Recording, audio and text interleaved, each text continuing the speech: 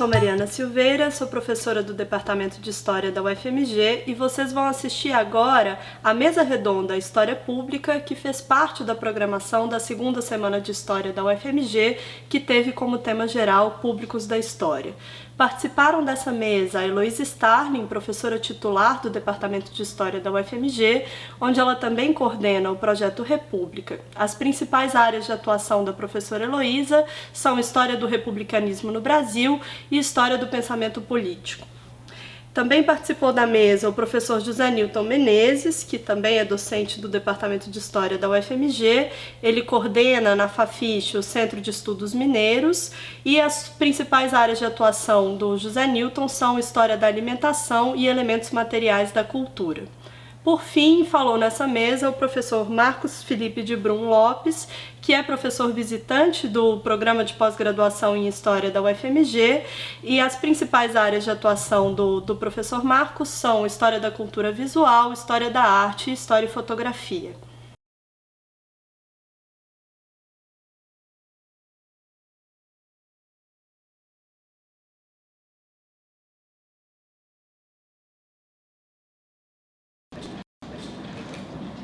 Obrigada. Boa noite. Eu acho uma grande honra participar desse evento. Acho esse evento muito importante.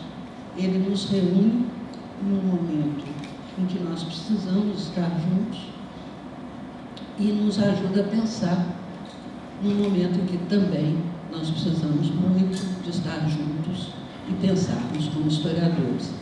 Então, eu queria te agradecer ao chefe de departamento, à comissão, que organizou, porque é emocionante para nós, professores, na situação que a área de humanas se encontra hoje no Brasil, termos a oportunidade de estarmos juntos e de poder conversar.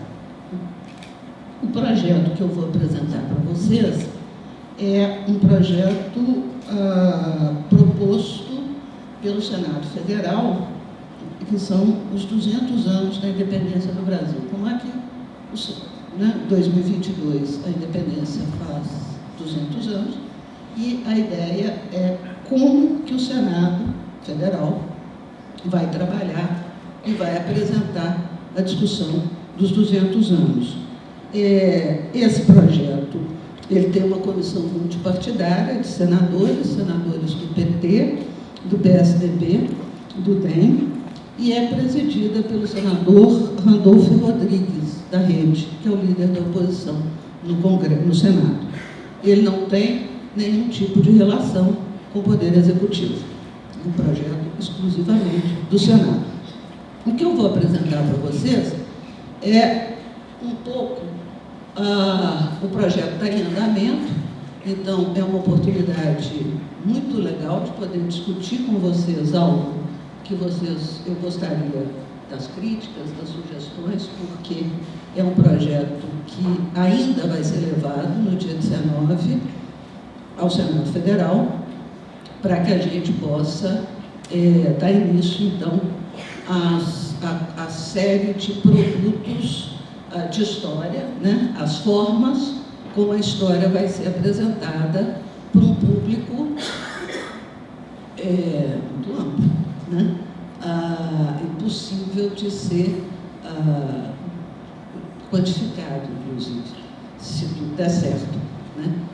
O Congresso, o Senado está fazendo algumas parcerias com instituições, o governo de Portugal e que a Torre do Tombo, especificamente, e o Ministério da Cultura de Portugal, a Academia Brasileira de Ciências e a Academia Brasileira de Letras, em princípio, e as universidades públicas e privadas.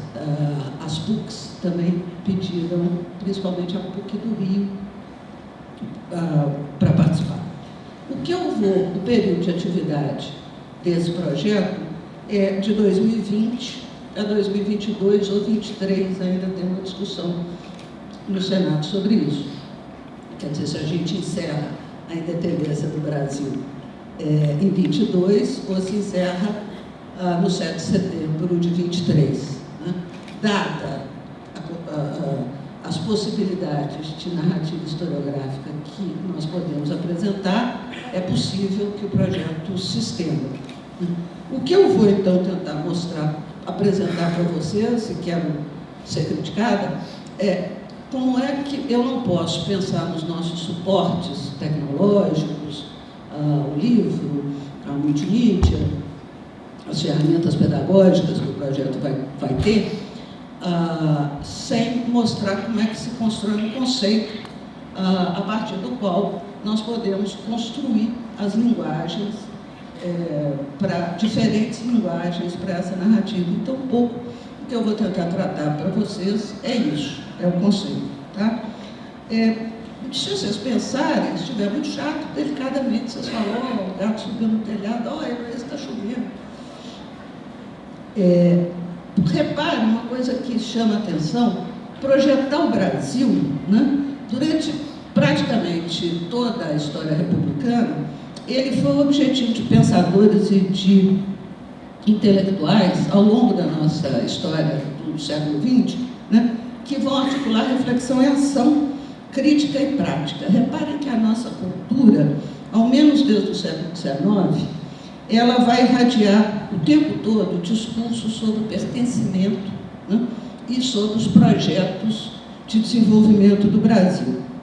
A ideia é fazer do futuro algo efetivo, né, e não apenas um projeto, vai animar todo o pensamento social brasileiro, histórico, e a cultura brasileira no século XX. E na primeira década do século XXI, nós vamos dobrar a aposta, né?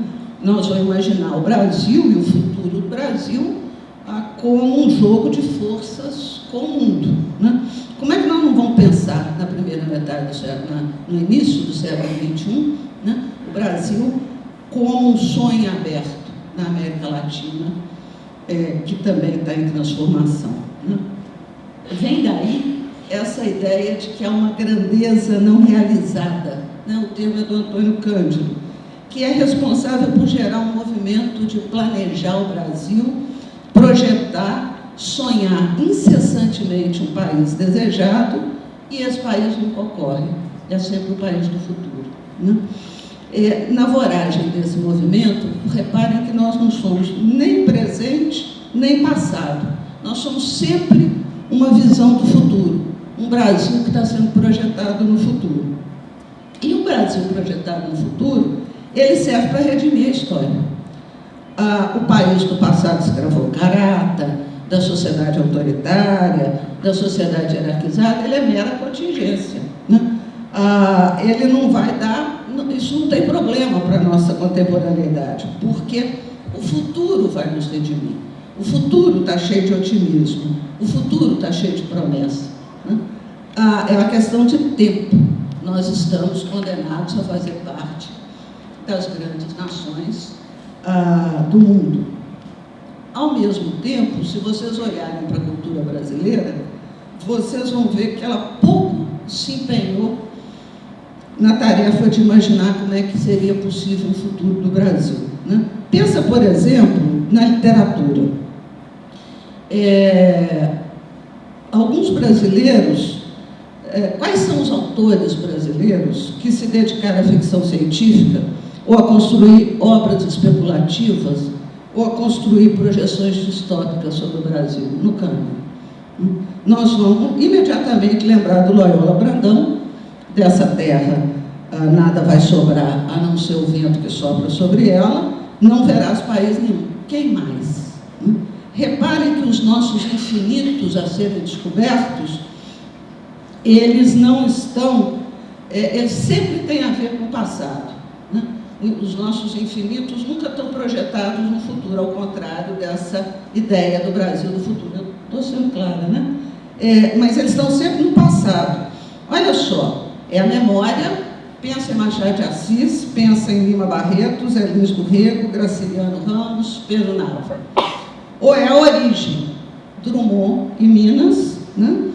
João Cabral e Pernambuco, Érico Veríssimo e o Rio Grande do Sul. E talvez a nossa encruzilhada hoje seja essa, né?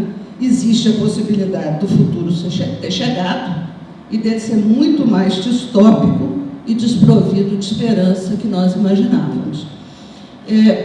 Não sei se vocês viram um filme que se chama Divino Amor, que é um filme de 2019. Essa é uma ficção científica. Um outro filme de 2014 chama Branco Sai, Preto Fica. Esse é um filme de terror, na minha avaliação. Mas os dois filmes nos apresentam uma perspectiva precisa do momento que nós estamos vivendo. O futuro chegou. Ele tem cara reconhecível e ele tem forma política nova. A miséria e o experimento totalitário são o futuro. E talvez a novidade, então, seja reconhecer isso. Algo deu errado no nosso projeto de futuro. Como é que nós vamos entender o saldo negativo de um país onde as chances de desenvolvimento e de modernização política, instituições sólidas, liberdade, igualdade, bem-estar social, são reais, mas o resultado está sempre aquém daquilo que a gente exige? Por que tudo dá errado no Brasil, mesmo quando são concretas as nossas chances de superar a miséria, modernizar uma sociedade profundamente desigual e garantir os modos de aprofundamento da cidadania? Se a novidade é essa, eu penso que o Brasil vive hoje uma crise sem precedentes, né? O presente é sombrio e existe um risco real da democracia entrar em colapso. Quando alguma coisa na nossa agenda do presente é inédita e sem precedente, como o que nós estamos vivendo hoje, tem uma autora, que é a Hannah Arendt, que vai recomendar que a alternativa é recorrer ao passado. Nós não vamos nem aprender com o passado, nem repetir o passado, mas nós vamos recorrer ao passado para pensar com ele. O tempo não é retilíneo, não existe lugar no tempo para repetição e a história é ingovernável. Mas é possível fazer perguntas ao passado e retornar ao presente, se nós fizermos as perguntas, com uma compreensão mais ampla do que nós mesmos, de nós mesmos e do Brasil que a gente quer entender. Eu diria, então, que hoje é um ótimo momento para revisitar o longo e complexo processo que conduziu à independência do Brasil, na terceira década do século XIX, após 300 anos de dominação colonial. Vale a visita e vale perguntar a independência, ao período da independência, pelo menos por 3 razões, tá? A primeira razão é que hoje no Brasil está acontecendo um ataque sem precedentes à história. Os fatos históricos estão sendo convertidos em instrumentos normativos de luta política e objeto de disputa por lideranças políticas, por movimentos organizados e por partidos que compreendem a si mesmos como os intérpretes fiéis dos acontecimentos históricos. Eu penso que a disputa pela história, ela começa a adquirir visibilidade para nós nas manifestações que explodiram nas ruas em 2013. Nas bordas dessas manifestações, vivia um imaginário conservador, regressivo, ou então escancaradamente reacionário, com disposição para adulterar fatos históricos e adequar esses fatos à sua conveniência ideológica. E, a partir de 2013, o empenho em fraudar a história para transformá-la em objeto de contestação e disputa política só fez crescer. E o leque temático passou a abrigar questões as mais distintas, né? A natureza ideológica do partido nazista, a presença dos portugueses no apresamento de escravizados na África, o Império Brasileiro, em especial o Segundo Reinado, o golpe militar de 64. O que está sendo feito no Brasil hoje não é a produção de versão, não são novas interpretações ou revisões historiográficas, é fraude. Fraudar a história é uma ótima maneira de intervir, de investir contra a democracia. A história tem uma função estratégica e o historiador é perigoso por causa ao autoritarismo, por causa dessa função estratégica para a nossa vida pública. A história define um referencial concreto e um referencial rigoroso para que os fatos sejam averiguados, os fatos que se relatam, indica qual a relevância das evidências que tornam esse fato verificável e deixa claro que o fato histórico não é invenção. Se a confiança na veracidade histórica foi eliminada, como se está pretendendo, as pessoas vão acreditar no que elas querem ou no que é mais conveniente para elas. Tudo se resume a uma questão de opinião e a melhor versão em curso. Isso é o passado às avessas. O historiador trabalha com um único conceito de verdade, que é a verdade factual. A verdade factual é a ostentação pública do fato, que não pode ser modificado pela vontade de quem ocupa o poder, nem pode ser demovido, a não ser por força da mentira. Essa é a verdade factual, tá? Você só pode demover esse fato que nós ostentamos na cena pública por força da mentira. Por essa razão, então, o contrário da verdade factual, ele não é nem o erro, nem a ilusão e nem a opinião, mas é a falsidade deliberada, é a mentira. É fácil entender o que esse problema significa para o funcionamento da democracia. Quando as linhas divisórias ficarem distintas, deixa de ter uma base factual para que nós possamos questionar o poder. Essa é a força do historiador. Isto hoje é possível, nós podemos imaginar que isso é possível, porque foi possível, e esse é o fato. A mentira vai permitir, então, reescrever a história, e a democracia pode cair por corrosão, porque ninguém mais sabe ao certo quais são os limites. A mentira é livre de fidelidade em relação a qualquer conteúdo que for apresentado. Não há contas a prestar na mentira, não existe contraditório e não existe necessidade de debater posições divergentes. Essa é a primeira razão pela qual é importante revisitar o período da independência do Brasil e construir as narrativas e colocar em cena a verdade factual. A segunda razão pela qual eu acho que é um bom momento, eu aposto, ou eu defendo que é um bom momento para que nós possamos visitar a independência do Brasil. Os personagens que lutaram para construir e botar em prática 2 projetos de independência, e não um só, eles lutaram muito para fazer isso e eles construíram projetos para o Brasil. Se não há futuro hoje, não há projeto hoje para o Brasil. Qual é o projeto do Brasil? E esses projetos, esses 2 projetos, eles têm muito a nos dizer ainda hoje. Vejam só, na primeira metade do século XIX, Pernambuco foi um campo aberto de experimentações republicanas, federalistas, autonomistas e até mesmo igualitárias. Ainda que, no caso igualitário, o debate sobre a igualdade está limitado a uma sociedade pernambucana onde faltou o pensamento anti-escravista.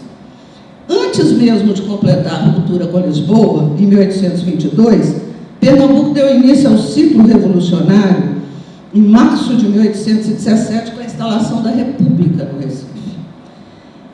E esse ciclo revolucionário se estendeu até 1824, quando a província de Pernambuco vai conjurar uma nova revolução. A Confederação do Equador reafirma a autonomia de Pernambuco, reimplanta a República e convida os vizinhos do norte para aderirem. Piauí, Ceará e Rio Grande do Norte, Alagoas e Sergipe. Tem um projeto de Brasil aí. E, evidentemente, nós pouco sabemos sobre os combates que se travaram no norte, Ceará, Piauí, Maranhão e Pará, Marcelo, os combates na Bahia e os combates na Cisplatina. Nesse sentido, eu penso que o ciclo revolucionário de Pernambuco e o projeto, a outra independência, que é o projeto de Pernambuco, traz essa discussão que nos interessa hoje. No Rio de Janeiro, por sua vez, uma elite centralizadora em excesso e fortemente conservadora foi capaz de comandar da corte o projeto unitário que está na matriz da configuração do Estado brasileiro. Foi esse projeto que garantiu a manutenção da centralidade do antigo território da colônia, especialmente durante os anos regenciais, que são repletos de revoltas, evitou o predomínio militar na organização do poder, determinou a especificidade política do Estado que se formou no Brasil e deu forma ao sistema de governo definido por uma monarquia constitucional representativa. Então, são dois projetos de independência, a monarquia constitucional e o federalismo republicano, que nos permite entender, nos permite fazer algumas perguntas a respeito disso para a independência do Brasil e pensar sobre as nossas questões de hoje. Penso que ainda nessa segunda chave, nessa segunda viagem que eu estou propondo, é importante que a gente entenda que as escolhas políticas que a elite do Rio de Janeiro fez, elas nos permitem uma visão mais clara de onde se origina a forma de organização do poder do Estado e de onde vem o traço autoritário desse Estado. E, naturalmente, elas vão me apresentar perspectivas para que eu possa compreender as questões que surgem depois do século XIX. E ainda nessa questão, é imprescindível que a gente olhe para o tema da escravidão que está encravado no projeto de formação do Estado brasileiro independente, né? É preciso introduzir na questão da independência algumas perguntas que permitam posicionar o tema no interior do debate da independência. Por exemplo, como é que se formou o pensamento emancipacionista e abolicionista no Brasil? Como é que essa pergunta pode ser desdobrada nos diferentes contextos que conformaram o debate sobre a independência? Por exemplo, onde está o pensamento anti-escravista, ou não está, nas discussões sobre a Constituinte de 1823? Como é que esse pensamento aparece no interior do projeto alternativo de independência capitaneado por Pernambuco? De que modo o pensamento anti-escravista pode ser visto ou não visto no cenário das revoltas que estão sacudindo o processo de formação do Estado brasileiro? Por exemplo, como é que esse pensamento se apresentou naquelas revoltas em que os libertos africanos escravizados são protagonistas? Como é que apareceu na Sabinada?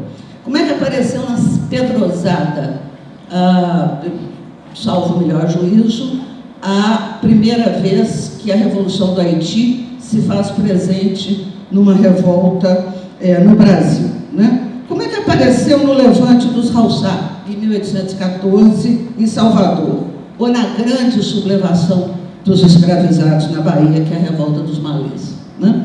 Finalmente, como é que o pensamento escravista apareceu na cultura política da época, especialmente nos jornais e nos partidos políticos, o caso dos exaltados, por exemplo, né? A terceira razão pela qual, não estourei o tempo, não? A terceira razão pela qual eu quero discutir com vocês por que vale a pena pensar, revisitar a independência do Brasil, para que a gente possa entender os processos de formação da nossa cultura democrática, né? São duas coisas aí.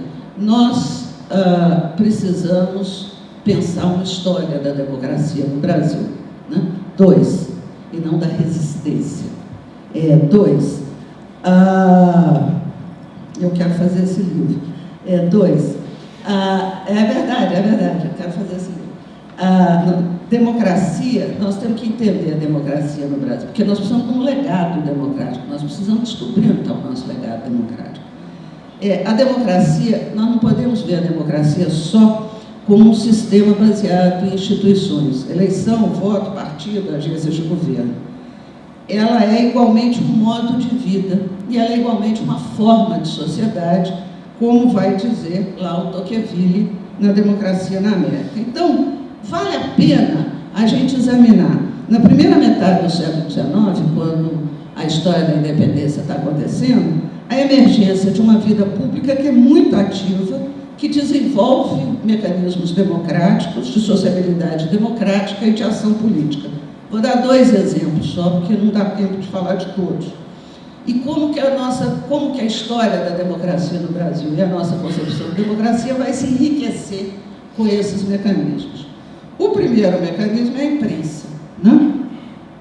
Nós vamos ter uma imprensa muito vigorosa, veja se eu não vou falar bobagem, eu vou dar um exemplo de um jornal para que a gente possa entender mais claramente o que eu estou falando da questão da democracia, da sociabilidade democrática e da vida pública. O jornal que eu estou pensando é o jornal Nova Luz Brasileira.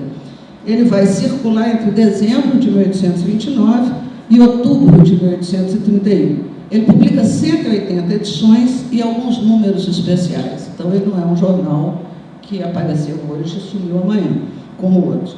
Ele defende a implantação de o Nova Luz Brasileira ele tem um projeto e um programa para o Brasil. Ele defende a implantação de uma república democrática no Brasil. Para driblar a censura do imperador Pedro I, a república foi batizada pelo editor do jornal, que se chama Ezequiel Corrêa dos Santos, eu estou citando Ezequiel, monarquia americana sui generis. Aí o Ezequiel vai explicar o que é uma monarquia americana sui generis. É uma monarquia democrática, eletiva, temporária, constitucional, representativa e federalista. Tá? Não. Mas é uma monarquia sui generis. O Ezequiel não mentiu para ninguém aqui, né? O jornal Nova Luz Brasileira, ele adota uma linguagem que é interessante, porque é uma linguagem fácil, né? É uma linguagem fácil no bom sentido. Ela está próxima à maneira como as pessoas comuns falam no dia a dia, né? Ela está afinada com a politização das ruas. E ela é muito convincente, ela ressoa dentro do leitor, né? E o Ezequiel, o editor do jornal, era desabusado. Eu vou ler um trechinho da primeira página de um exemplar do Nova Luz Brasileira. E eu cito: os reis João VI e Pedro I foram 2 larápios descarados. É para não saturar governo de ladrões que se inventou o governo republicano. Na República, o que governa bem não ganha 10 ou 12 mil cruzados por dia, como ganhava o Pedro Traidor, fora o que ele roubava e a corja que o cercava. Essa é a primeira diferença.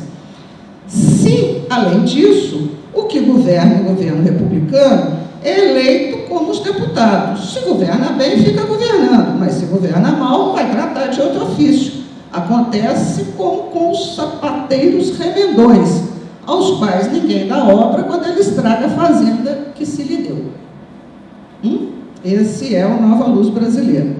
A outra ferramenta que eu acho que é importante para nós pensarmos a nossa cultura democrática são os panfletos da independência. Os pasquins ou os papelinhos, como se chamavam os panfletos, eles foram produzidos tanto por brasileiros separatistas como por partidários da monarquia portuguesa, e travaram o que então se chamou da Guerra Literária. Eles circularam desde a Revolução Liberal do Porto até a independência completa do Brasil, efetivada em 23, com a libertação da Bahia. E os panfletos, eles são importantes porque é um debate amplo, é um debate que não se limita ao Rio de Janeiro e a Lisboa, não está restrito à elite nem aos letrados. Qualquer sujeito escrevia um panfleto emitindo a sua opinião política, mulheres às vezes, né? E o que eles achavam que devia ser feito no Brasil. Pela leitura dos panfletos, vocês vão conseguir avaliar o ambiente intelectual da época, a formação de um repertório político democrático no Brasil, e um repertório que não está só no plano da ordenação das ideias, mas ele está também na constituição do vocabulário, nas práticas simbólicas e na nossa imaginação política. Então, essa é a terceira razão pela qual me parece importante voltarmos à independência do Brasil. O projeto do Senado, os 200 anos da independência, esse é o eixo conceitual que eu estou querendo discutir com vocês. Ele propõe que sejam construídas narrativas históricas, historiográficas, né, em torno de 4. A proposta é que sejam feitos em torno de 4 percursos. Um percurso é a independência a partir do Rio de Janeiro. A independência é o segundo, a independência vista pelas províncias. Portugal na independência, tem umas revoluções lá muito interessantes. E a independência na América Hispânica, como foi? Né? Como é que nós podemos pensar a independência do Brasil junto com as independências da América Hispânica? É um eixo cronológico que vai das 3 grandes conjurações do final do século XVIII, não porque as conjurações propusessem a independência do Brasil, mas porque as conjurações colocaram em circulação um conjunto de ideias, uma linguagem, um vocabulário que vai ser mobilizado posteriormente, a conjuração mineira, a conjuração do Rio de Janeiro e a conjuração baiana, e o encerramento no final da regência. Aí você tem o corte para a formação do Estado e não para a formação da nação, que vai vir no segundo reinado. E aí eu acho que já não tem que conversar com o segundo reinado para esse projeto, né?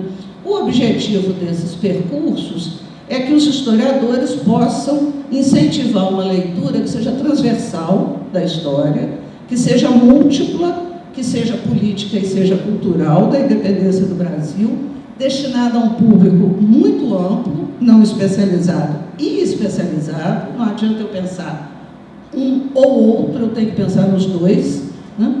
E estimular as pessoas a obter informação, obter conteúdo e perguntar o passado para pensar sobre as questões contemporâneas. Os recursos, as linguagens que vão ser usadas é o livro, a música, o audiovisual e a multimídia. E ferramentas pedagógicas, né? É preciso que seja produzido um material especial para uso do professor em sala de aula, que permita ao professor explorar esses percursos, esses conceitos, o vocabulário, as canções, as imagens, os poemas, os documentos e os personagens, né? Tem uns personagens formidáveis que a gente conhece pouco, né? Então, reparem, essa história que eu apresentei aqui para vocês, com esses percursos, independente do que os personagens dela fizeram, todos eles têm uma coisa em comum. Todos eles nunca pararam de desejar um país. O espólio da independência, o legado da independência, o legado, a herança que eles nos deixaram e a herança que nos pertence de direito, ela conta uma história sobre o passado, o brasileiro que um dia nós já fomos, mas ela nos leva a indagar sobre o futuro. Qual é o brasileiro que nós poderíamos ou gostaríamos de ser a partir de hoje? Esse tempo sombrio que nós vivemos hoje, ele é um bom momento para nós refletirmos sobre o brasileiro que nós fomos e o brasileiro que nós gostaríamos ou poderíamos ser, se nós quisermos, né? Ele é um tempo bom para questionar, ele é um tempo bom para recordar. A independência, os projetos do Brasil, as fundações autoritárias do Estado, um pedaço da história da democracia que o povo brasileiro construiu no século XIX.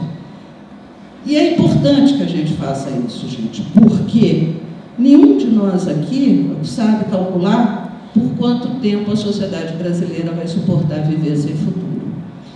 E nós também não sabemos até quando os brasileiros ainda vão desejar ter um país. Muito obrigada.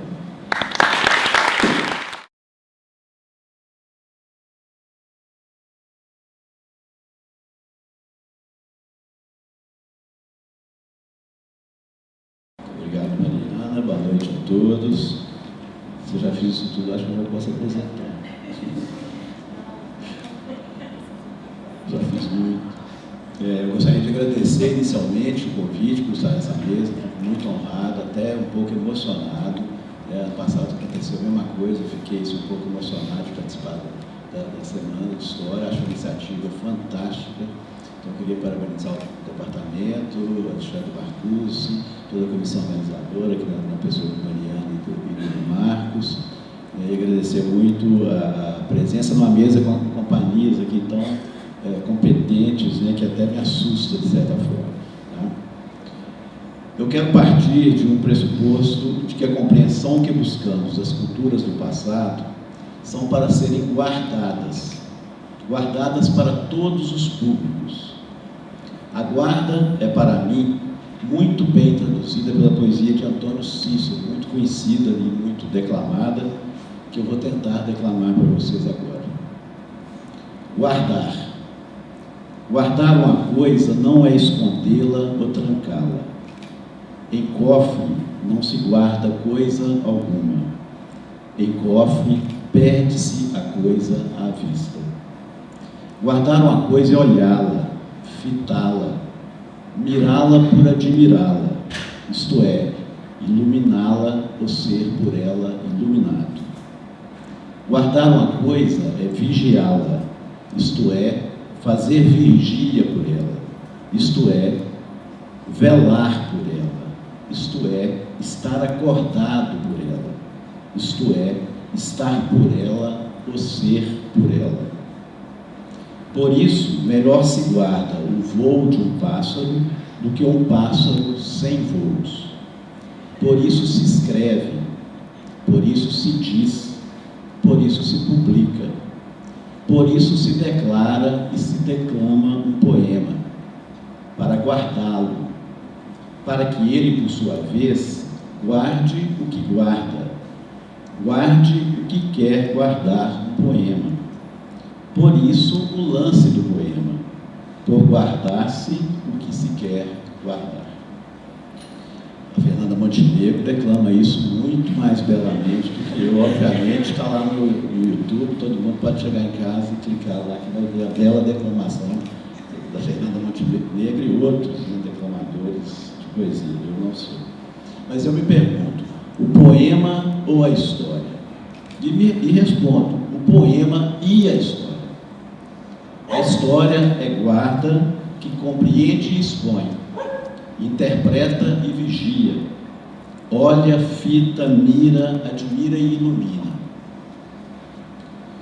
Há uma grande amplitude de reflexões para se compreender a relação da história e da construção da memória social com os diversos públicos. Nesse espectro amplo e diverso, muitos pontos acerca da ideia de patrimônio histórico presente nos processos de patrimonialização, em conjunto com o exercício de leituras variadas da história realizadas pelo senso comum, pela interpretação acadêmica, por diversos instrumentos de expressão e de construção de narrativas, poderiam ser tratadas aqui por mim.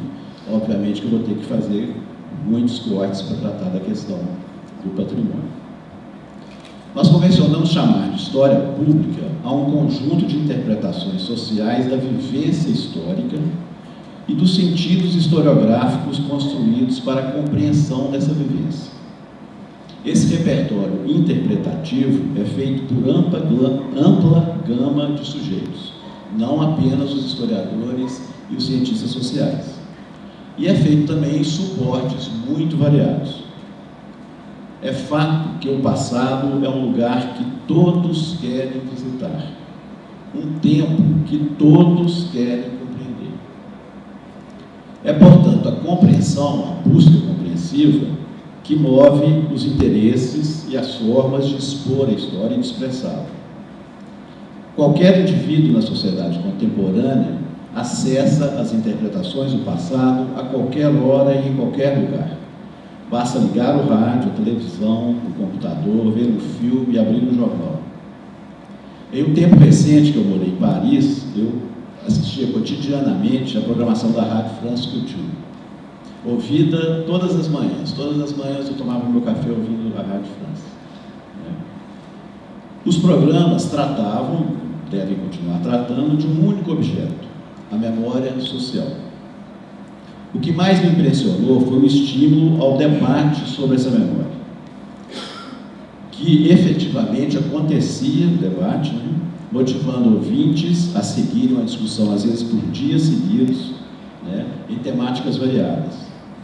Lembro-me das mais ou das menos motivadoras consequências dialógicas que levavam para os estúdios da rádio especialistas de opiniões divergentes, discussões acaloradas, em conversas ricas sobre, por exemplo, resistência escrava na América, era um tema recorrente à escravidão na América, memória de imigrantes, construção de gostos alimentares, encontros de culturas, saberes e fazeres comuns, apenas para citar os temas que a minha memória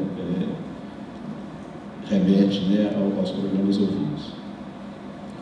Todas as narrativas do passado, todas as narrativas sobre o passado, têm impregnadas em si valores comuns, diria mesmo, desejos compartilhados.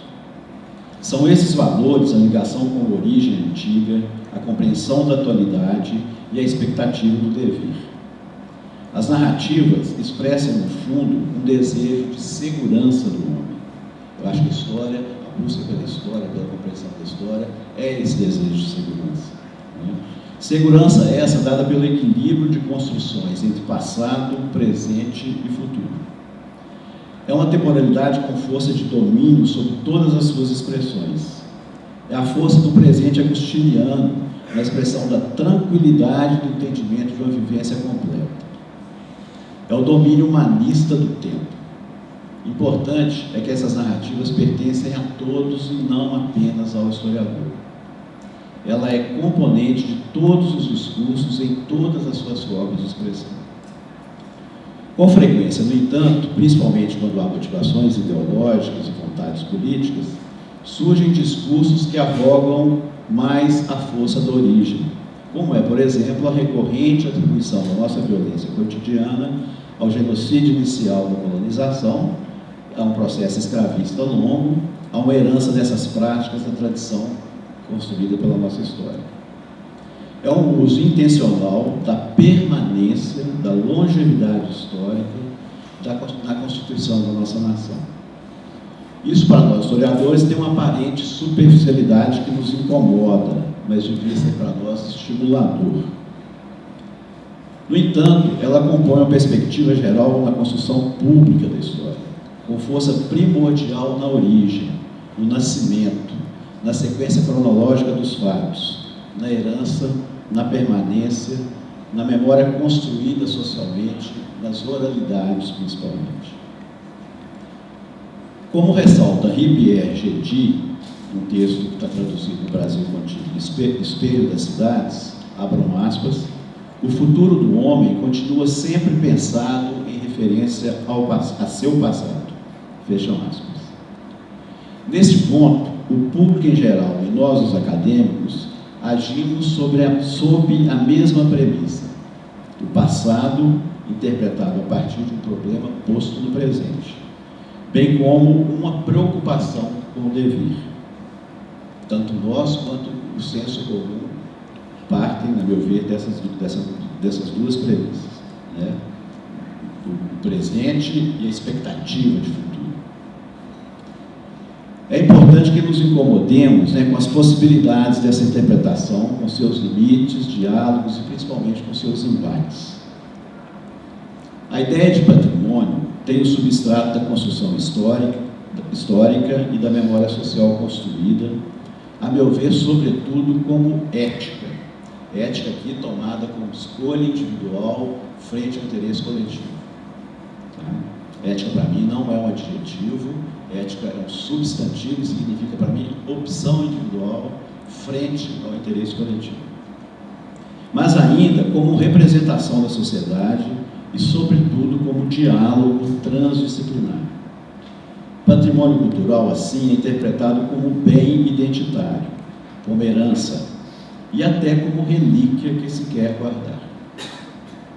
O exemplo de nossas cidades antigas, coloniais, equivocadamente chamadas de históricas, como se apenas elas o fossem, é exemplar da forma como populações preservaram suas paisagens na dinâmica temporal da construção social, com sentimentos de herança e de relíquias, mas, sobretudo, como bens a serem memorizados e guardados. E o que guardaram os habitantes de cada uma dessas cidades antigas, coloniais, históricas, como todas as outras? Guardaram sua história vivenciada socialmente no decorrer do tempo. Essas cidades foram guardadas por seus moradores antes de qualquer lei patrimonialista, antes de qualquer política de educação patrimonial.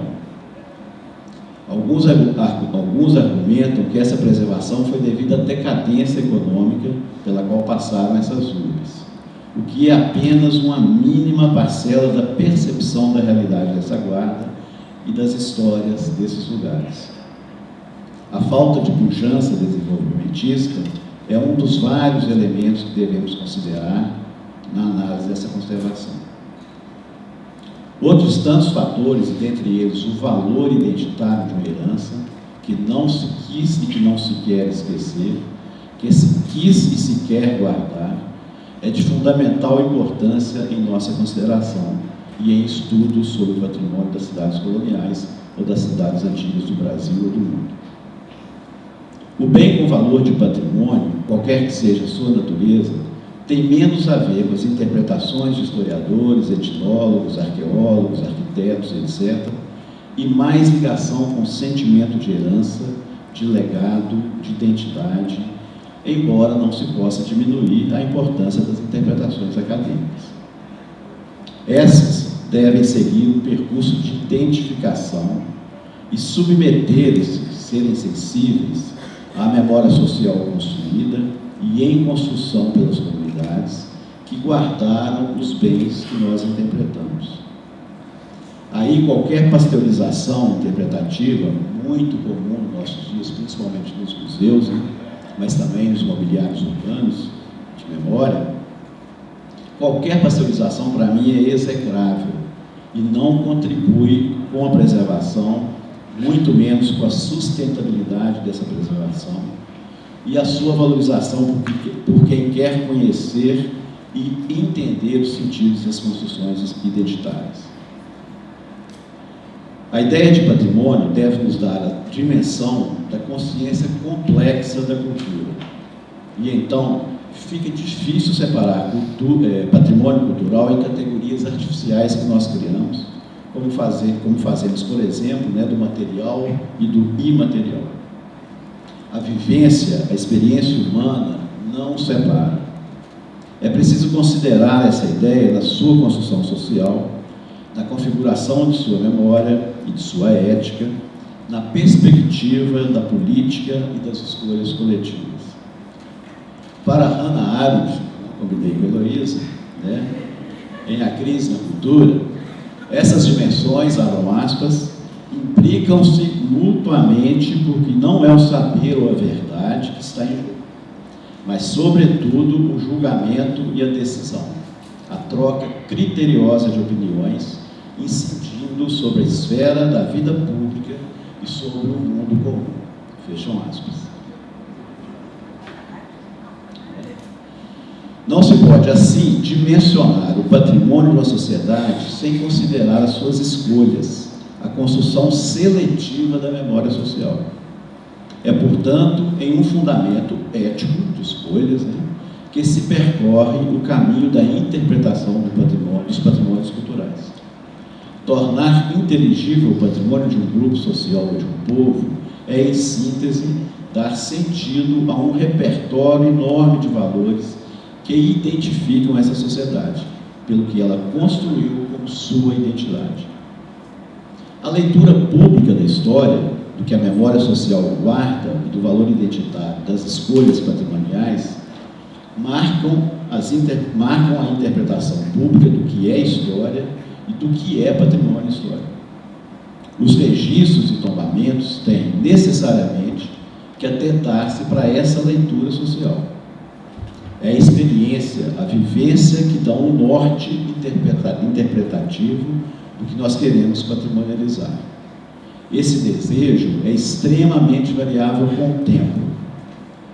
A busca de exaltação ou graus variados de desinteresse pelo patrimônio relacionam-se com os momentos diferenciados de fervor patriótico, de orgulho nacional ou de identificação do que é próprio da comunidade. Dominique Poulot, um historiador francês, trata dessa questão em relação aos investimentos em museus e, de forma mais ampliada, naquilo que ele chama, na tentativa de compreender a razão patrimonial do Ocidente. Querer patrimonializar, enfim, liga-se ainda às formas de apropriação do passado e à vontade de sua transmissão às gerações que nos sucedem. Tudo isso exige uma prévia operação de escolhas e de leituras da história para a definição do que, por que e como conservar. A leitura do passado, portanto, alia-se fortemente ao futuro, ao devir e, às vezes, na linguagem do senso comum, ao porvir. Escolhas da memória social e de bens e de valores para a conservação são, em essência, buscas de identificação e de transmissão da identidade. José Reginaldo Gonçalves, um antropólogo brasileiro, discute de forma clara a utilidade da ideia de patrimônio como identificação e ação. A meu ver, pensando e lendo o José Reginaldo Gonçalves, reside aí a ideia de tradição, pois que ela, a tradição, nada mais é que tradere, o verbo transmitir em latim, que é um verbo etimologicamente formador da palavra tradição. Tradição é transmissão no tempo, guardar, tornar em vigília, iluminar. Em consequência, tradição não é guarda em cofre e nem apego à origem. Tradição é a transmissão transformadora do que queremos guardar. É mais mudança do que permanência.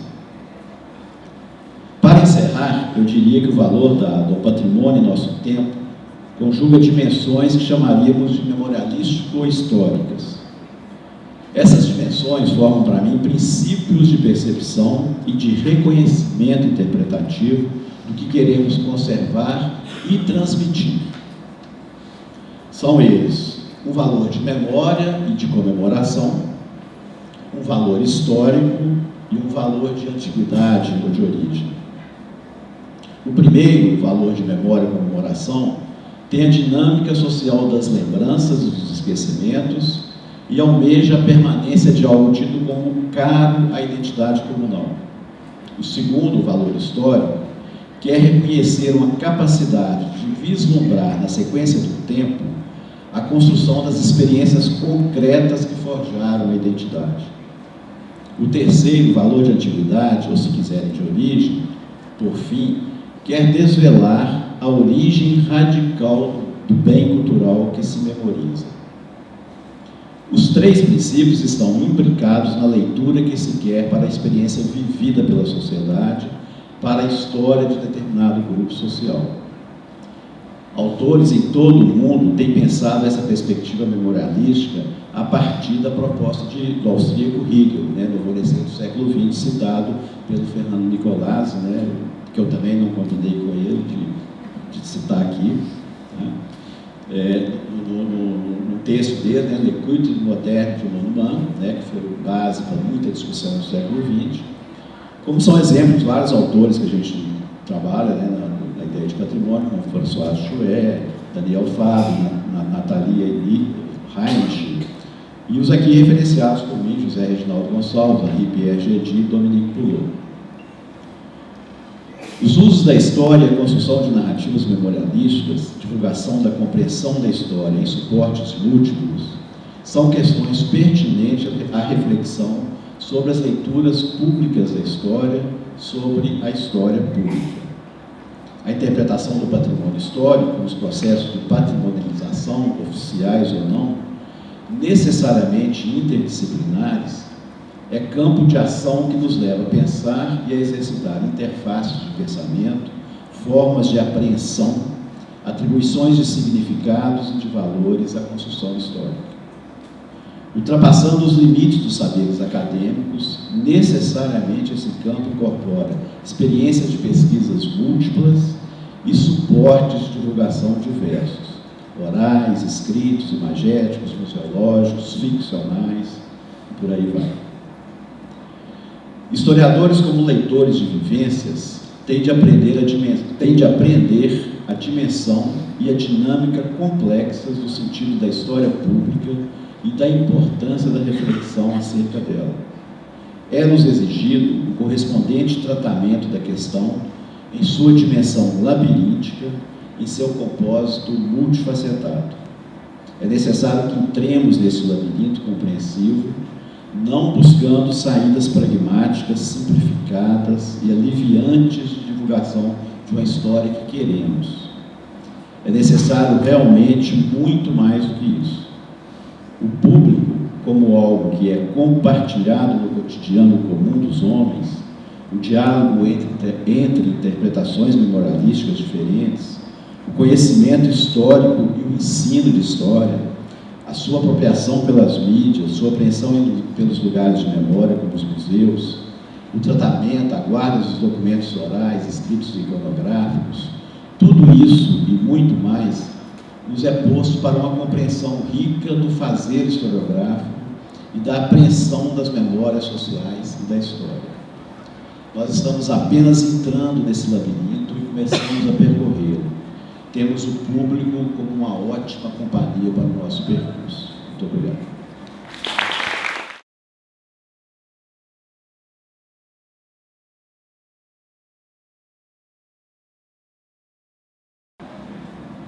Muito obrigado, Mariana, pela apresentação, que pinta uma imagem mais bonita do que a gente é, né? Pois é. Então, boa noite, pessoal. Espero que vocês estejam bem. Como vocês sabem, meu nome é Marcos e eu estou aqui na UFMG desde o final do ano passado, como professor visitante. E eu iria mesmo convidar os meus companheiros de mesa, se quiserem ir para a plateia para ver, para não ficar aqui de cabeça torta, né, olhando para cima. Mariana também, se quiser, pode ficar à vontade. Bem, eu queria agradecer essa oportunidade, né, de estar aqui falando com vocês, e o título da minha fala é Figuras Públicas na História, Usos, Funções e Censura das Imagens. Na verdade, esse título seria Figuras Públicas da e na História, mas ia ficar ruim de escrever, chato de falar, então ficou só Figuras Públicas na História. Eu optei pelo na História, exatamente para enfatizar que algumas figuras públicas, ou todas, elas são colocadas na história, elas não são necessariamente da história. Mas da história também funcionaria, né, desde que a gente faça essas distinções. Então, o que é que me mobilizou falar de censura das imagens? Há uma sensação entre as pessoas que trabalham com história pública, que vem crescendo desde o ano passado, e eu conversei isso recentemente com a Ana Maria Mauad, que foi minha orientadora e com quem eu tenho alguns trabalhos em conjunto. Há uma sensação de que as ações censórias nos meios de comunicação que são privilegiados pela história pública vai acabar, ou já tem influenciado negativamente no próprio fazer da história pública, né? Então, isso me mobilizou em função de um convite que eu recebi para falar sobre isso em agosto desse ano, no Congresso Internacional de História Pública, né? Vai ter uma mesa sobre como fazer histórias públicas em situações políticas adversas. Um título menor, acho que eu estou aumentando, mas é mais ou menos isso. Então, o meu papel ali vai ser falar sobre censura. Então, essa é uma das motivações pelas quais eu estou ensaiando algumas coisas para esse trabalho que está em andamento, né? Então, assumir a censura pública ou a censura como problema para a história pública. Tem um jogo entre figuras públicas da e na história, que eu já mencionei um pouquinho, E no final a gente vai ver como, vou mostrar algumas imagens de usos de figuras históricas em manifestações artísticas públicas que têm gerado controvérsias, apoios e oposições e também, por que não, censuras, né? E por que figura e não imagem? Então eu estou trabalhando com uma noção, com duas noções, aliás, três noções, de imagem, figura e metafigura, que são três categorias que na verdade não estão separadas, mas analiticamente e didaticamente servem para a gente, ajudam a gente a traçar algumas trajetórias de imagens, né? Imagem um pouco mais próxima de uma ideia, uma ideia, não necessariamente ela é materializada de forma visual, como eu estou vendo esse controle, mas eu posso ter uma ideia de controle que isso equivaleria a uma imagem, né, de um controle remoto na minha cabeça. Por exemplo, figura seria o material e a metafigura são figuras que aparecem dentro de figuras, imagens que aparecem dentro de imagens, e que ajudou a gente a pensar na não naturalidade da visão, né, do sentido do ver. Então, essas coisas vão aparecer aí na apresentação, nas imagens que a gente vai ver. E a ideia também é sugerir alguns procedimentos metodológicos no trato de imagens. Eu tive a oportunidade de conversar um pouco com o José Newton e uma das alunas dele numa banca que nós estivemos, uma aluna que não tinha a fotografia nem a imagem como objeto de pesquisa, mas que estava usando fontes visuais para enriquecer a análise do objeto. Eu achei isso muito bom, e porque a gente tem eu julgo ser ainda um problema, que a maioria das pessoas que usa a imagem na história se a imagem for um problema de pesquisa. A gente usa a fotografia se nós estivermos falando sobre a história da fotografia, por exemplo, ou uma história que seja de representação fotográfica de um objeto. Mas não necessariamente precisa ser assim. Em qualquer tema de pesquisa, nós podemos lançar a mão de fontes visuais, por que não, né? Então, voltando à distinção da imagem e figura, como o professor Milton gosta de falar, não prioritariamente de cultura material, mas elementos materiais da cultura, a figura seria um elemento material da cultura visual, né? Podemos colocar assim essa definição. Mas então vamos ao que eu preparei para falar.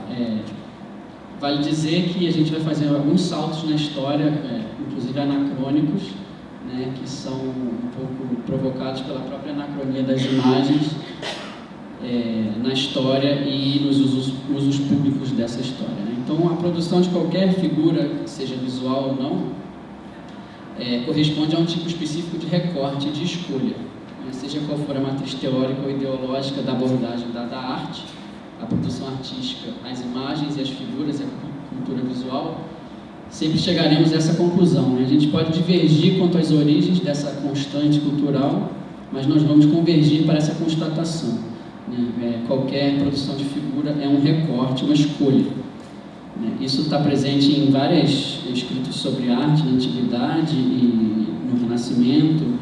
Plínio, Vasari, quando falaram sobre a arte, eles estavam, entre outras coisas, falando sobre as escolhas dos artistas e como algumas escolhas chegaram a um grau maior de perfeição e outras não. Por exemplo, no caso do Vasari. Então, eu vou trazer aqui algumas ideias de um dos maiores historiadores da arte no século XX, que é o Ernst Gombrich, um escritor, um pensador e historiador da arte que eu gosto bastante. E ele talvez tenha sido o autor que mais insistiu na premissa de que, seja qual for a figura que façamos, não a fazemos segundo o que vemos, mas vemos o mundo segundo a forma que o desenhamos, né? Estou simplificando bastante, né? Na fórmula que também aparece em alguns dos escritos dele, de o pintor não pinta o que vê, mas vê o que pinta. Então, uma simplificação terrível de uma proposta que irriga todo um livro dele, né? Principalmente o Arte e Ilusão. Mas eu queria que nós retivéssemos aqui a ideia de que ser, estar, experimentar o mundo, produzir o mundo e, se for o caso, figurar o mundo, é sempre feito mediado pela cultura. Então, seria muito exagero dizer que qualquer recorte é uma censura. todas as escolhas, as adições ou as subtrações no processo produtivo de uma figura seja uma censura. Né? Dizer isso seria dizer que qualquer representação censuraria a realidade e não é muito adequado falar isso. Mas existem algumas escolhas que provêm de censuras objetivas. Né? Então, vou falar um pouco sobre isso também daqui a pouco. Vamos lá. Então, o que me mobilizou a compartilhar esses pensamentos aqui com vocês foi uma série de atos censórios que nós temos testemunhado desde, pelo menos, daquela polêmica do Queer Museu, Cartografias da Diferença na Arte Brasileira, passando pelo garimpo de filmes de temática LGBT, que o presidente atual teria feito, né? Vou mostrar depois algumas coisas relacionadas a isso, até as figuras sagradas na Avenida da Sapucaí, no Carnaval Carioca deste ano, o Jesus Negro, Jesus Mulher, da Estação 1ª de Mangueira, e até o fechamento na semana passada ou retrasada, agora não estou lembrado certamente, da Residência Artística Lavra, na Fundação Hélio Oiticica, no Rio de Janeiro, onde estava exposta uma obra, Todos os Santos, renomeando #Eu Não Sou Despesa. Eu não sei quantos aqui tiveram a oportunidade de ver essa imagem que foi censurada. Está aqui para ser mostrada também daqui a pouquinho. Então, essas coisas me mobilizaram a falar sobre isso. E no muito que hoje se escreve sobre história pública, como eu falei, percebe-se que a mediação de passados possíveis inclui cada vez mais a arte como coisa pública. Por arte eu estou me referindo a múltiplas mídias e suportes, inclusive o fotojornalismo, né, em concordância com dois especialistas nisso, que é o John Harriman e o Joe Lukács. E decorre dessa ideia que todo ataque censório às artes vai acabar reverberando na prática da história pública, mais cedo ou mais tarde, e nos seus canais abertos ao público, nas mediações pelo cinema, por exemplo, e o que tem acontecido com projetos da Ancine, por exemplo, ano passado, é um exemplo disso. Né? Eu até peguei aqui uma manchete da Folha, de outubro passado, que diz: estatais cancelam programas culturais e despertam novas suspeitas de censura. Pelo menos 6 projetos com assuntos que vão de feminismo à ditadura foram suspensos nos últimos 2 meses. Então, não é uma censura explícita, quer dizer, o filme não foi para as telas, então foi censurado, mas é como se fosse uma censura prévia, né, dessas imagens.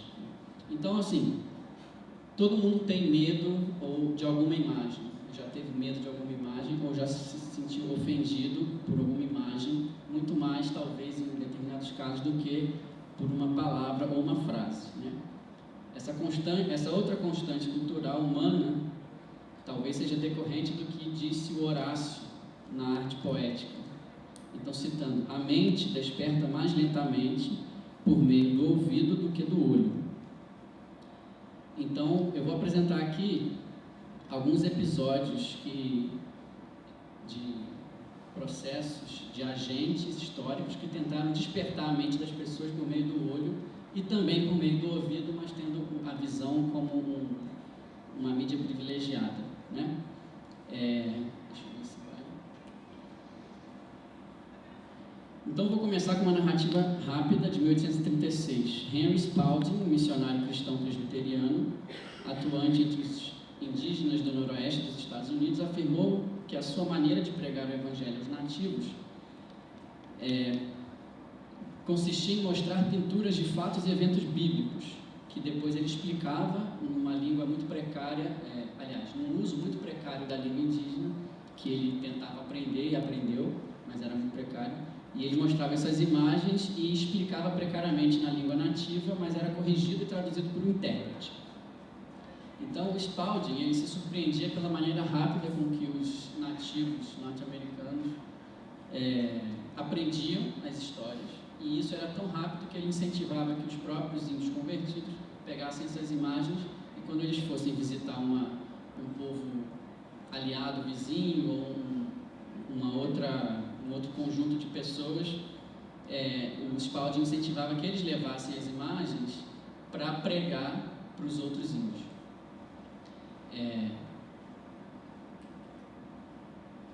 Um contemporâneo Spalding, que é esse outro senhor, Asa Smith, discordava completamente desse método, porque o conhecimento da língua nativa pelo Spalding era muito precário, e isso poderia levar ao perigo da desinformação e, pior, da heresia. O Asa Smith também protestava dizendo que, abre aspas, pinturas podem ser, em algumas ocasiões, úteis para instruir, mas colocá-las nas mãos de índios para que instruam a outros, considero ser muito perigoso.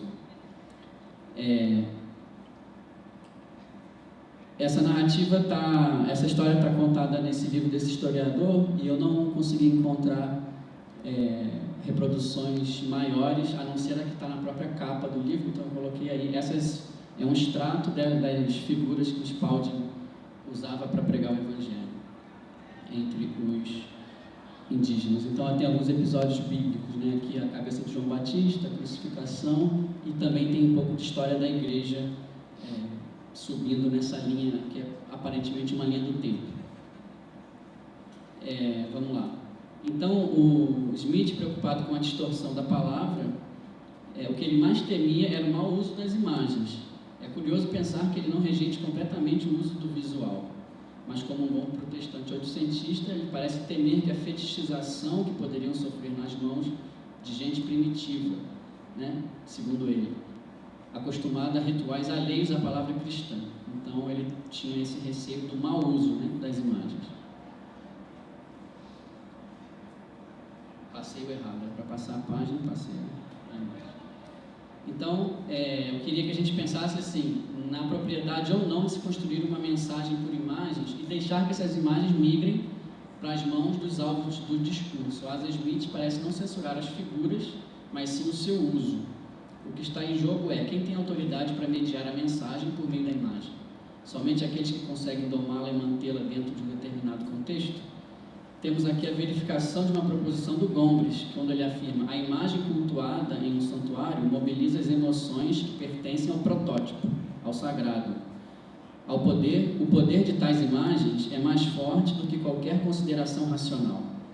Poucas pessoas conseguem permanecer impassíveis frente ao encanto de uma poderosa imagem de culto inserida em seu contexto. Então a expressão-chave aqui é esse final da frase, né? Uma poderosa imagem inserida em seu contexto. Perca-se o contexto, deixe-se que as imagens migrem para a mão dos alvos do discurso, está comprometida a própria mensagem, né? Então, o que eu queria que a gente explorasse é exatamente a perda dos contextos, né? Felizmente, essas perdas, ou a existência sincrônica de contextos diferentes, são alguns oásis na monotonia desértica da história mundana, se essa história fosse linear, constante e evolutiva. Se todos os contextos fossem semelhantes, deixariam de ser contextos. Nada mais errôneo do que a ideia de que seria, abre aspas, alegria viver se todos fossem no mundo iguais a você. Perdoe-me a apropriação indébita dessa poesia e sua retirada de contexto. Foi só uma brincadeira. Para retomar contextos, ou como propõe Jean-Marie Gagnon, para elaborar o passado, uma ideia que vem de Walter Benjamin, é preciso abandonar a trilha única, é necessário numa bifurcação ir pela direita e depois voltar para experimentar a esquerda. Antônio Cândido diria ainda, também não convinei de citar o Cândido, que é melhor e aconselhável buscar uma alternativa e passar dos 2 ao 3. Tem um texto muito interessante dele, exatamente com esse título. Passar dos 2 ao 3. É uma crítica ao estruturalismo binário. Assim é com as imagens, especialmente com as figuras na era da sua reprodutibilidade técnica, cujo início Walter Benjamin situou em torno do século XIX, ou a obra de arte na era da sua especulação ontológica, que é uma outra proposta, tudo vem do Benjamin, né? Mas é proposta pela Arne Melberg, ou a obra de arte na era da sua mutabilidade eletrônica, que é uma expressão do Christoph Ziraek, ou ainda a obra de arte na era da sua reprodutibilidade biocibernética, que Mitchell situou na nossa contemporaneidade. Então, nosso trabalho é traçar o caminho das imagens na era de todas essas reprodutibilidades, né? Para recompor contextos. E o que eu quero dizer é que para o historiador e para a historiadora, tanto é necessário saber onde iam os índios de Henry Spalding com as imagens, imagens quanto é necessário descobrir as trilhas múltiplas por onde andam as imagens fotográficas ou as imagens performáticas, como as do carnaval, como chegam a produtos acabados como livros, jornais, redes sociais e desfiles de escola de samba. Enfim, de que maneira povoam essas manifestações sociais e públicas. Então, o nosso percurso metodológico, normalmente para o historiador, às vezes se dá retroativamente, ou retrospectivamente, do produto acabado num livro, por exemplo, aos originais num arquivo, se esses originais existirem num arquivo, e quando os arquivos se deixam encontrar e se deixam abrir ao público, aos públicos. Agora eu queria passar de algumas imagens que não são feitas para índios, mas são feitas sobre índios. Então estamos aqui no contexto já de século XX, um salto temporal deliberado. Eu vou mostrar para vocês algumas fotografias do Mário Baldi, que é um fotógrafo austríaco que atua entre os povos indígenas entre 1921 e 1957. Então vou resumir o bendito contexto aqui para vocês. Essas imagens foram produzidas entre 1936 e 1943. E elas representam 1936 e 1947. Elas fazem parte de 3 viagens que esse fotógrafo fez à Ilha do Bananal, entre os índios Carajá, mas que elas depois se juntam numa única narrativa num livro. E eu só descobri isso porque eu consegui voltar aos originais e datar as viagens, etc., no trabalho de arquivo. A reprodutibilidade técnica e biocibernética não exime a gente de ir aos arquivos olhar a materialidade das figuras da cultura visual, que é a fotografia impressa, no caso analógica da década de 30 e 40. Então esse livro que ele escreveu, ele tem 2 versões, essa é a versão brasileira da esquerda, e do lado a versão alemã, que saiu em Düsseldorf. Esse livro, os 2, mas sobretudo o da edição Melhoramentos, fez parte de uma escola, que não propriamente uma escola, mas uma tendência um pouco efêmera da década de 40 e 50 até quase 60, de alguns livros chamados paradidáticos, destinados ao público infanto-juvenil, e que algumas resenhas da imprensa chamavam de escola indiológica, ou indiologia brasileira. Então, no que consistiria essa indiologia? Alguns aspectos, a infância da humanidade, a ideologia era o interesse do homem civilizado pelos seres que lhe recordam o passado, os estágios dos avós e os primitivos parentes. Isso está na Semana Literária, que fala sobre o livro do Mário Baldi. E aqui, um dos outros livros dessa tendência indiológica, também ideológica, é esse extrato aqui do Manuel Ferreira, que era um jornalista, ótimo fotógrafo e trabalhava no Serviço de Proteção ao Índio. Os índios são aqui mostrados pela maneira como viviam seus antepassados. Então, era uma produção bastante nostálgica em relação a um aparente desaparecimento dos índios no Brasil, e que a melhor forma de valorizá-los seria mostrar como eles viviam, antigamente, num passado mítico. E esse livro, o autor constrói uma narrativa a partir da fala do índio, que eu considero ser uma inovação para a época, com muitos limites, porque é um narrador ficcional, mas ele está tentando construir um pacto de leitura. Quem ouviu o professor Nicolazzi falar é um pouco naquele sentido, um pacto de leitura entre o leitor e o narrador, como se ele estivesse ouvindo o próprio índio falar, e também narrar suas próprias fotografias. Vou passar um pouquinho aqui, já resumi um pouco o contexto dos livros. Existe uma relação de poder entre quem fala e quem ouve, porque efetivamente a gente sabe que o Mário Baldi que escreveu, mas se nós comprarmos a ideia do narrador ficcional, a gente consegue entender melhor como que isso acontece. Mas eu queria mesmo era explorar as imagens, porque as imagens são o pacto que realmente garantem que o que ele está contando é verdade. No prefácio ele fala, baseia-se tudo em fatos autênticos. Eu estive lá, filmei e fiz fotos. Então vamos olhar um pouco para essas fotos que ele coloca no livro. Se as fotografias afiançam um contrato entre autor e leitor, elas precisam oferecer informações válidas, tanto quanto for possível. Nada de censuras para além do enquadramento original, que a princípio estamos considerando como escolhas deliberadas num campo de possibilidades da liberdade criativa. Vejamos como tudo aconteceu. Vamos quebrar então esse pacto de confiança e percorrer a contrapelo o caminho das imagens do espaço público e publicado do livro para o espaço do arquivo privado, que hoje está aberto ao público, infelizmente. O que ocorreu para encurtar a história foi que os índios que entraram de roupas no enquadramento original, ou eles saíram do quadro no livro, ou tiveram suas roupas suprimidas, para que imaginássemos seus corpos naturais, nus e bronzeados no livro brasileiro. Nessa edição, no tocante aos Carajá, quanto mais pelado, melhor. Estava em jogo uma ideia compartilhada por vários antropólogos da época, como Herbert Baldus, um excelente etnógrafo, mas compartilhava dessa ideia nostálgica, e alguns fotógrafos também, de que esses seres primitivos representariam a verdadeira infância da humanidade em pleno século XX. Então, eu trouxe poucos exemplos, né?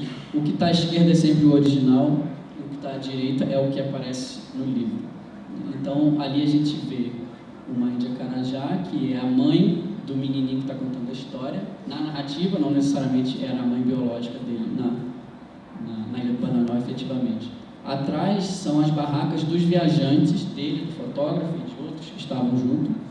E lá atrás ainda são as bandeiras dos expedicionários, que eles chegam e fincam a bandeira na Ilha do Bananal, fazem suas barracas.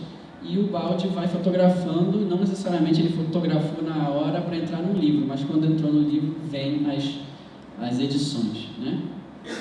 Então, temos aqui só o rosto dela, sem os outros indícios da presença dos brancos, né? Faz parte de uma parte da narrativa em que o índio está falando só sobre a sua cultura. A segunda parte, chegam os brancos, chega o fotógrafo, chega todo mundo, e aí sim tem fotos de interações.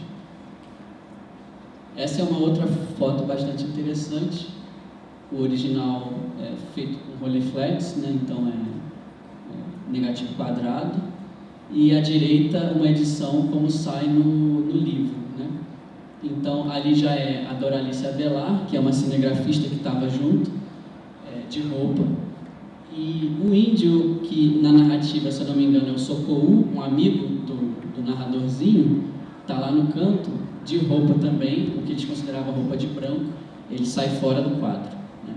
Então, aqui mostra muito mais um contraste de culturas entre os que andam nus e os que andam vestidos, e ali já tem um pouco de dubiedade entre uma coisa e outra que não deveria entrar no livro.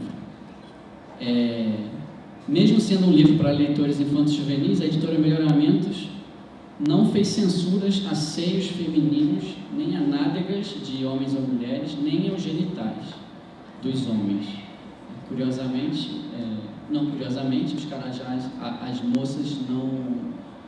Bem, como falam os antropólogos, não tinham o costume de andar sem a parte de baixo, né? Então elas aparecem com um pano, mas isso é muito controverso, né, para a época. Não dá para garantir. Mas, aqui é uma outra edição, aqui tem um índio ali de calças, que ele sai, aí fica só esse aqui. E aqui já é a versão alemã do livro, né? A versão alemã apresenta metade do número de fotografias da versão brasileira. Por que privar o leitor germânico de tantas janelas para o mundo indígena? Comparando novamente as fotos publicadas com os negativos originais, percebemos as seguintes edições sensórias. Se há nádegas, devem ser evitadas, nuas ou vestidas. Então, a Doralice filmando de costas, a bunda dela não pode aparecer. Se há pênis, nem pensar, né? Tira a foto. Seios somente sem mamilos. Então, ali tem um índio... na pesca do pirarucu no original, ela está assim na edição brasileira, exatamente. Aqui temos só a metade do peixe, porque ia ser muito difícil botar uma roupa, retocar e aquele índio nu, então tira ele. tem uma pessoa andando lá no fundo que também some, e se aumentar muito o negativo, dá para ver o pênis daquele que está agachado, mas aqui, como ficou muito sombreado, não teve problema, ele apareceu tranquilamente. A preparação para o concurso de beleza que eles fazem, aparece lá no livro, e assim é como está no Brasil, na edição da Melhoramentos, e aqui vocês percebem que a Índia sentada está está cortado o seio dela, a gente não vê, e a Índia que está mexendo no cabelo dela, ela perdeu também, não foi o Instagram, tá? Foi a Bastian Verlag de Düsseldorf em 1952, que o Instagram também censura os mamilos, né? Então, essa foi a edição da Bastian Verlag. E por quê? Porque a Bastian Verlag era uma editora especializada em livros religiosos, uma editora católica. Então, o que para os alemães ou para os europeus muito naturalmente poderia ser a ideia do bom selvagem, né? O que um pouco que influenciava também a leitura da imagem indígena no Brasil, eles acharam por bem que, apesar disso, o conteúdo era ofensivo para os leitores que naturalmente seriam leitores católicos, né? Essa editora publicava muitos livros religiosos, não sei por que ele quis publicar nessa, mas enfim, não consegui essas informações. Eu vou passar aqui algumas outras imagens. As imagens que aparecem no livro e no arquivo aparecem também em algumas fotografias que eu considero serem autorretratos, né, do fotógrafo mexendo no seu material. Então, muitos dos índios que a gente vê no livro estão nas paredes também. Então, as imagens do Spalding, que iam para um ambiente de descontrole, onde os índios podiam usar como queriam, aqui elas voltam para um ambiente, as imagens sobre os santos, né, iriam para um ambiente de descontrole, e aqui as imagens dos próprios índios, elas voltam para um ambiente controlado do museu particular dele, do fotógrafo. Então, aqui são algumas imagens de travestismo, que aparecem muito bem e eram até um pouco quase paródias dos índios, né, em que eles mesmos tiram fotos posadas usando alguns artefatos, enfim, arco e flecha, ali como caçadores. Esse é o fotógrafo mais novo, né, e a esposa dele. E ela mesma, isso aí já em São Paulo, né, tentando emular índios. E esse travestismo cultural não necessariamente indicava um retrocesso do branco a um estado indígena, era mais uma brincadeira, mas sempre que aparecia uma imagem de um índio vestindo roupas ou perto de um avião, não no livro, mas nas fotoreportagens, isso era um indício de melhora. Então, um branco que usa coisas de índio é só uma brincadeira, mas o índio usando coisas de branco aí é coisa séria, ele está evoluindo. Então, essa é uma retórica muito trabalhada, né, por essa cultura visual da época. Então, esse é outro episódio de como controlar algumas imagens. Então, a reprodutibilidade técnica da fotografia, que poderia libertar a imagem do índio e para que essa imagem pudesse ser usada de formas libertárias, na verdade, funcionou ao contrário, né? E as imagens quase auráticas dos missionários, essas sim poderiam indicar alguma autonomia para a interpretação dos índios, né? O que é um pouco irônico. Então, ele organizava assim, e ele era um homem que nasceu no século XIX e cultivava muito esse traço aventureiro. Isso é deliberadamente uma comparação meramente formal de como ele organizava as coisas em casa, o que ele coletava, e ele também vendia material chamados artefatos etnográficos. E aqui é uma foto do Mark Ferreira da exposição de 1892,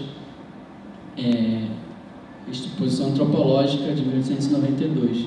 Então vejam que lembra um pouco a forma de organizar essa exposição, e a casa dele era inclusive considerada um museu pela imprensa. Um órgão de imprensa fez isso uma vez. Agora eu queria passar, acho que foi foi meu aluno no ano passado, acho que eu cheguei a mostrar essa imagem numa aula. Queria passar por uma outra fotografia que fala sobre como que o índio consegue pegar a sua própria imagem e dar algum sentido para ela. Não necessariamente na chave do narrador ficcional, que é um avanço, mas muito limitado, mas algumas imagens que mostram alguma agência deles, né? Essa imagem ela foi reproduzida bastante em 42 ou 43, mas ela é muito escassa hoje no Google Imagens, então essa aí está até retocada e distorcida, mas ela foi produzida em 1943. Né? Getúlio Vargas viajou para a Ilha do Bananal e lá ele pegou esse garotinho no colo, cujo nome a gente já soube depois que era Turi, mas ele rebatizou o menino de Getúlio. Foram enviadas, por intermédio das inspetorias regionais, aos estabelecimentos do SPI, do Serviço de Proteção ao Índio, cópias do retrato do senhor presidente da República. No retrato, em apreço, o senhor presidente tem ao colo um índiozinho. Tão expressiva fotografia deve ser inaugurada nos ditos estabelecimentos com a possível solenidade e com a assistência de todos os empregados e índios. Então, o Serviço de Proteção ao Índio descobriu essa foto, que foi produzida por um fotógrafo junto com o Getúlio Vargas, provavelmente combinaram, né? Dificilmente o Getúlio teria feito isso sem a presença do fotógrafo, e eles resolveram reproduzir, e todo mundo tinha que ter essa imagem, todas as inspetorias regionais do Serviço de Proteção ao Índio tinham que ter essa imagem. Onde estão essas imagens? Por que elas não aparecem no Google, numa busca? Assim, tantas outras imagens menos eloquentes e menos reproduzidas aparecem, a gente encontra, né? É engraçado que essa não, mas pelo menos tem essa aí. O que eu queria sugerir aqui? O Vargas, ele tentou, além de ser pai dos pobres, tentou ser pai dos índios, né? Então, ele está atacando dois movimentos, dois grupos sociais que tinham um projeto de lidar com os índios, né? Um eram os missionários cristãos, outros os missionários, não os missionários, também missionários, né? Mas cívicos, os positivistas. Então, é uma brincadeira aqui, eu não tenho provas, como disse a Mariana, não tenho provas, mas eu tenho várias convicções, de que ele está provocando tanto os católicos como os positivistas, né, emulando uma pose que vem da Sistina de Rafael, a Virgem Sistina, que é uma quabeca do Décio Vilares, que ele usa obedecendo a Augusto Conte para fazer a humanidade, né? Então, como um artefato circulante, a figura do Getúlio Vargas, ela passa para as mãos aí do pai do menino, né? Hoje vemos o filho do cacique duplicado no colo de Vargas e na conversa entre o pai e o fotógrafo, porque o menino cresceu e é esse que está ali, do lado. Os mesmos índios Carajá, pai e filho, aparecem no livro Índios do Brasil, do Cândido Rondon, fotografados por Amaury Soares Bento. A gente sabe que ali o nome dele é Aturi, foi rebatizado de Getúlio, tudo mais. Então, essa fotografia leva a gente a pensar sobre as complexas relações entre os índios e o restante da sociedade brasileira, sobretudo o papel do Estado e a mediação pela imprensa. Então, o Herbert Baldos, ele diz que o Ataú, que na verdade se chamava o Atau, ele reclamava muito do apoio que o Estado dava, falta de gêneros, falta de víveres na aldeia Carajá, e aparentemente ele está usando essa fotografia para mostrar, olha aqui, o meu filho teve no colo do presidente, e cadê o Estado agora? Essa é uma interpretação possível, né? A gente não sabe o que aconteceu nessa conversa, mas por que ele estaria guardando esta imagem como um troféu ou como um trunfo, né? Ela testemunha ao menos a migração da foto da parede do SPI, que é ancorada no discurso de Estado, para as mãos do discurso do índio, né? Assim como as imagens do Spalding perigosamente iam para as mãos dos índios americanos, norte-americanos, essa imagem, o que pode estar acontecendo ali, né? Nessa conversa, como que ela está sendo, os usos e funções dessa imagem, né? Então essa imagem é uma imagem muito múltipla, ambígua quanto às histórias dos indígenas como integrantes do povo brasileiro, tão plural quanto todas as perguntas que nós podemos fazer. Uma das perguntas é: o que essas imagens realmente querem e que lugar elas têm na nossa memória como repertório visual? Então, essas imagens compõem o nosso patrimônio visual, pegando um pouco do que o professor Newton falou. Gosto de trabalhar também com esse repertório compartilhado, e elas mobilizam porque elas têm um pouco de sagrado, tá? E tem um pouco de religião civil, né? Também ancorada num positivismo que ele também manipulava, né? E eu queria retomar agora, juntar as duas coisas, essas imagens do sagrado que migram e essas imagens mundanas que são também apropriadas por vários agentes históricos, né? Eu fui, graças à sugestão da Mariana, com ela e com a turma de Brasil, no Muquifo, que é um museu de quilombos e favelas urbanos aqui em Belo Horizonte, né? Foi uma experiência ótima. Não lembro bem o bairro onde é, mas o Muquifo, né? Então lá a gente viu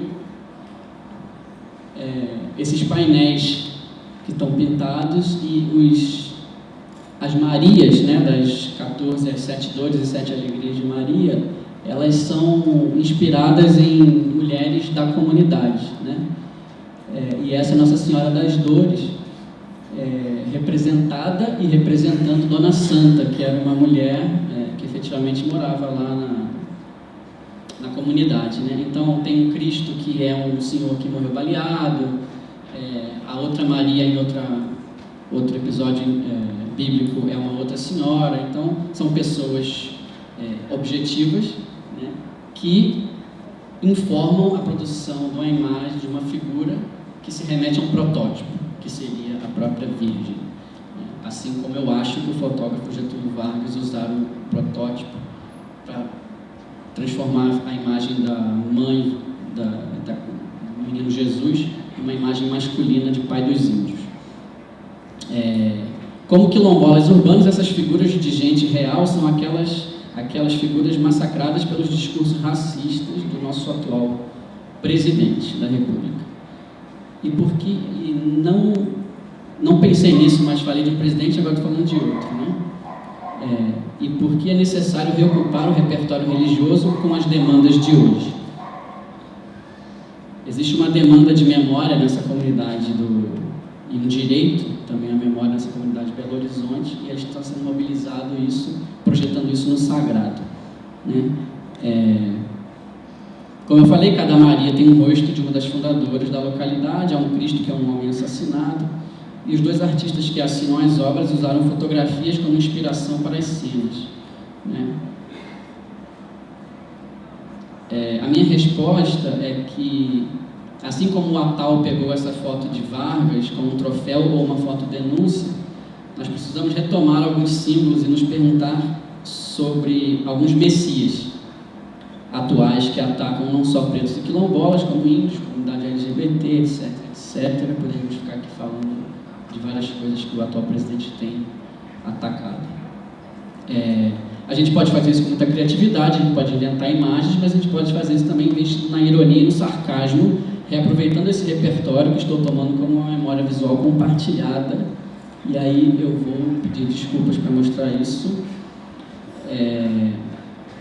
Um instante decisivo do gestual dos dedos pode assemelhar-se, se nós quisermos, a algumas daquelas pinturas dos santos de Spalding, que estão lá ensinando os índios, né? Vocês viram aqueles bonequinhos assim? E o gesto das mãos sugere sabedoria, como as técnicas clássicas da retórica. Então, o que ele fez? É simplesmente uma sobreposição dos planos, né? Mas aí os entes federados da República funcionam como uma auréola santa de um Messias incorruptível que quer salvar o Brasil. Essa santa mobilizada aqui em Belo Horizonte também tem Então, eu coloquei aí algumas reproduções. O fotógrafo, acho que foi muito feliz, o Ladeira, não é isso? Pedro Ladeira, exatamente. Foi muito feliz nesse instante, chamado instante decisivo, né, do Cartier-Bresson. Mas o contexto é ridículo, né, onde isso aparece. É uma reportagem da Folha que diz que ele garimpou e vetou filmes com temática LGBT. Essa fotografia está nessa reportagem, ancorada nesse sentido.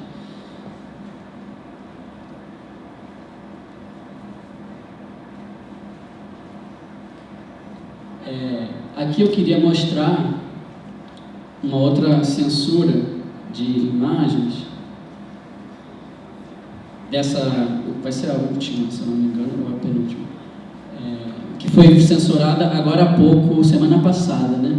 Então, do Orion Lally, aqui, 2020, ele fez um altar, que ele considera ser o seu próprio altar e a sua própria santa, uma intervenção sobre o corpo com o vírus do HIV. Então, temos 2 homens deitados, ali o HIV com uma cruz, Deus acima de todos, gozando acima de tudo. Não, Deus acima de tudo, gozando acima de todos. E um quebra-cabeça da Virgem num corpo trans. Então, vou terminar já com isso. Por que isso foi censurado, ao meu ver? Além dos motivos óbvios pelos quais a Prefeitura do Rio censuraria, tendo o prefeito que tem. Porque uma coisa que o Gomes também fala é que a nossa capacidade da gente se identificar com uma imagem é a nossa capacidade de compartilhar possibilidades do visual, né? Então, aqui nós somos lançados no que eu chamo de entre-espaço. Nós somos obrigados a crer, porque é a Virgem Maria, mas somos abalados na nossa possibilidade de crer, porque o corpo é trans, né? E a possibilidade da gente mudar as peças do quebra-cabeça também, né? Então, o artista foi muito feliz nesse sentido de quebrar essa regra do Gomes, né? A gente se identifica, mas é obrigado a não se identificar com isso, né? Sobretudo quem tem uma relação do sagrado com a Virgem numa cultura cristã, né? Então, essa é dos motivos pelos quais ela foi censurada até que a justiça se pronuncie, uma denúncia crime que essa exposição recebeu, né? Então, todas as imagens que nós vimos, ou ela fala de sagrado, fala de corpo nu, e aqui fala do corpo nu trans, né? Mas sempre vinculados ao sagrado, né? Então, esses usos e funções dessas imagens, quando elas são censuradas, elas têm sido um problema para quem trabalha com história pública. Não um problema, é uma oportunidade, como disse o Newton, historiográfica, mas é um problema porque a gente não sabe o que isso vai causar nesses meios que nós, historiadores da história pública, gostamos de trabalhar com e gostamos de trabalhar junto, né, que é o audiovisual, é o museu, é a exposição. Então, são várias provocações que eu trouxe, vou passar rápido por isso, que a inversão de corpos dificilmente seria censurada na Galeria Nacional de Londres, mas há uma inversão do objeto do olhar da mulher para o homem, e o aspecto fálico da lança é muito mais de Vênus que de Marte, o que na mitologia seria o contrário. Ela vestida com roupas da época, mais ou menos do Botticelli, do Renascimento, do século XV, e ele muito mais como um deus, né? Agora, esse tipo de inversão não tem problema, porque faz parte do cânone clássico da história da arte. Esse tipo de inversão deliberadamente não faz parte do cânone e quer enfrentar esse tipo de coisa. E para finalizar, essa imagem, tudo isso sobre o samba da Mangueira, né? O Jesus, que lá em cima é índio, é mulher, é negro, é branco, e aqui uma montagem de vários corpos do Jesus da Mangueira e a Jesus mulher, né? Que é a Evelyn Bastos, se não me engano, isso, Evelyn Bastos, que foi a Jesus mulher. Então, essas imagens do sagrado, elas migram, né? E é muito difícil na reprodutibilidade técnica a gente conseguir retraçar todos esses caminhos, mas como as imagens combatem, elas montam e desfazem seus acampamentos no campo de batalha, e a gente tem que saber para onde elas vão. Então essa é uma sugestão, um imperativo, né, metodológico de quem trabalha com imagens, e é isso um pouquinho que eu gostaria de trazer para vocês, é que há usos, há funções que não necessariamente são censuras, são escolhas, elas escondem e mostram, mas existem imagens que obrigatoriamente vão a público por causa de censura, vão a público de uma determinada maneira por conta de censuras, e outras que vão numa liberdade criativa, elas são censuradas porque já foram vistas. Então, se já foram vistas e é necessário censurar, é porque tem demanda. Então, eu acho que a questão do público, da história pública, da demanda pelo ver, ela tem que ser enfrentada, e o problema da censura também. Porque esses canais, a professora falou de museu, o professor falou de patrimônio, nós falamos sobre isso aqui várias vezes essa semana. Esses canais são os canais que a gente privilegia na feitura da história pública. Então a gente precisa enfrentar a questão da censura para garantir a possibilidade de continuar usando esses próprios canais. Tá? Desculpa se ficou muito confuso ou muito pouco metodologicamente, historiograficamente obediente, toda essa anacronia, mas é que as imagens são assim. Elas estão aí para serem usadas e elas são usadas. Então é preciso historiar o uso dessas imagens no espaço público. Obrigado.